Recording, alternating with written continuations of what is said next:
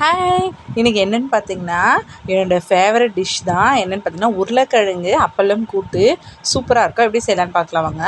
2 ஆனியனை கட் பண்ணி வச்சுருக்கேன். 2 பச்சை மிளகா, 1 டொமேட்டோ, கருவேப்பிலை, கொத்தமல்லி, குழம்பு மிளகாய்த்தூள், கடலைப்பருப்பு 1 கப்பு, மஞ்சள்தூள், 3 உருளைக்கிழங்கு, 1 ஸ்பூன் இஞ்சி பூண்டு பேஸ்ட்டு, அப்பளம். நீங்கள் வந்து ரவுண்ட் அப்பளம் கூட யூஸ் பண்ணலாம். இப்போ கடலைப்பருப்பையும் உருளைக்கிழங்கையும் நல்லா வாஷ் பண்ணின்னு வந்துட்டேன். ஒரு 4 விசில் வச்சு எடுத்துக்கலாம். இப்போ அப்பளமும் பொரித்து எடுத்துக்கிறேன்.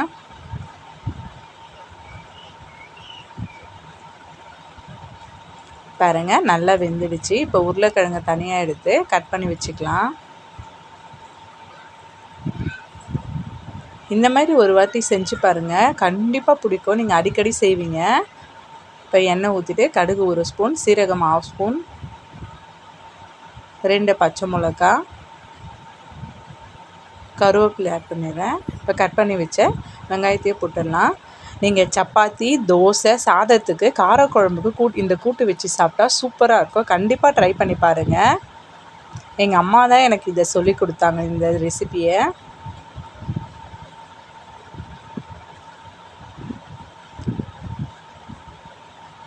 இப்போ தக்காளி ஆட் பண்ணி நல்லா வதங்கட்டும். நம்ம எல்லாருமே வந்து அலுமினிய பாத்திரத்தில் சமைப்போம். ஆனால் சமைச்சிங்கன்னா உடனே சில்வருக்கு மாற்றி வச்சுருங்க. சூடாக அப்படியே வைக்கவே கூடாது. இப்போது இஞ்சி பூண்டு பேஸ்ட் போட்டு நல்லா வதக்கிடுங்க. பாருங்கள், நல்லா வதங்கியிருக்கு. கடலைப்பருப்பை கொட்டிடுறேன். கலந்து விடுங்க.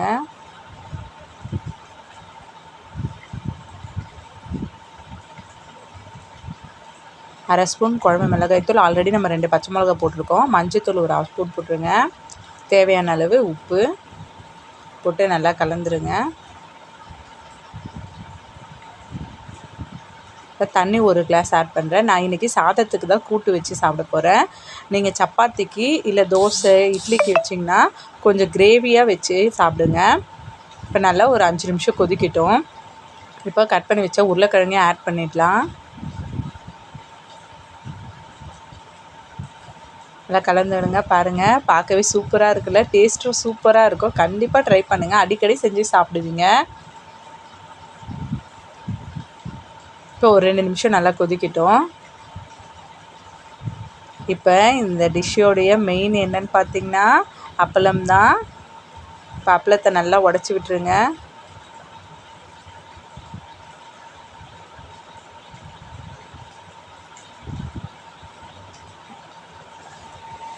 பாருங்கள், நல்லா கலந்து விட்டுட்டேன். நல்லா கிரேவியாக ஆயிடுச்சா. அவ்வளோதான். இப்போ கொத்தமல்லி ஆட் பண்ணி நல்லா கலந்துருங்க. நம்மளுடைய சூப்பரான உருளைக்கிழங்கு அப்பளம் கூட்டு ரெடி ஆயிடுச்சு. நீங்கள் ட்ரை பண்ணி பார்த்துட்டு எனக்கு கமெண்ட்டில் சொல்லுங்கள். இப்போ வாங்க சர்வ் பண்ணிடலாம். பாருங்கள், மறக்காமல் சப்ஸ்கிரைப் பண்ணுங்கள், பெல் பட்டனை கிளிக் பண்ணுங்கள். Thank you so much.